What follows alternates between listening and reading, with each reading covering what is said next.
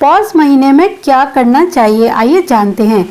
पौष महीने में अमावस्या, संक्रांति, पूर्णिमा, एकादशी पर अपने पितरों के लिए कुछ न कुछ दान अवश्य ही करना चाहिए। इससे पितृ तो प्रसन्न होते ही हैं और तमाम बाधाओं का निवारण भी करते हैं और इससे हमारे पुण्य में भी बढ़ोतरी होती है। हिंदू धर्म में दान देने की परंपरा पौराणिक काल से चली आ रही है।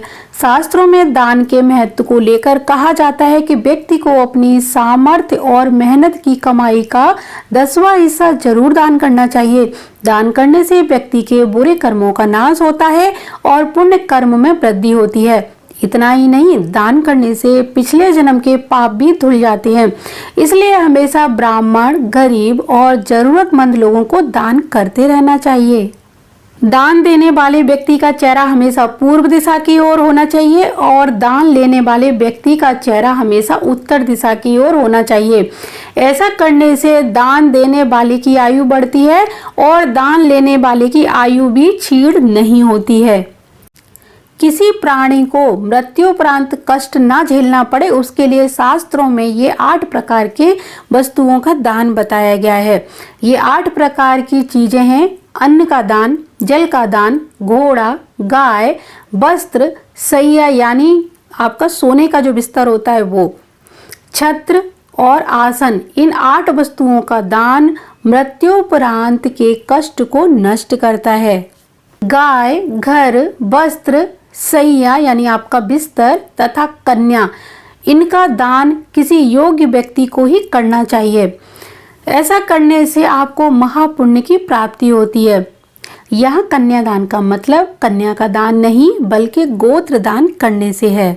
दीन, हीन, निर्धन, अनाथ, विकलांग, नेत्रहीन तथा रोगी की सेवा के लिए जो धन दिया जाता है उसका पुण्य बहुत ही महान होता है।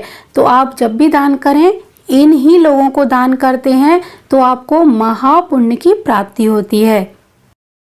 पौष माह में सूर्य देव के साथ भगवान विष्णु की उपासना का भी महत्व होता है।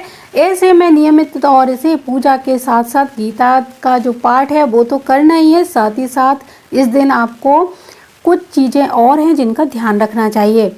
इस दिन आपको लाल और पीले रंग के वस्त्र अवश्य ही धारण करने चाहिए। गीता, विष्णु सहस्त्र नाम का पाठ करना चाहिए। इस समय आपको शरद ऋतु से संबंधित वस्तुओं का दान भी अवश्य करना चाहिए। आइए जानते हैं कैसे करें सूर्य देव की पूजा।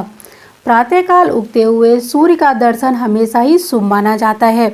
सूर्य देव के पूजन के लिए भी यही काल श्रेष्ठ माना जाता है। सुबह स्नान करके सूर्य देव को अर्घ अर्पित करने से सूर्य देवता प्रसन्न होते हैं और सूर्य को जल अर्पित करने के लिए तांबे का पात्र या फिर लोटा सर्वश्रेष्ठ माना जाता है।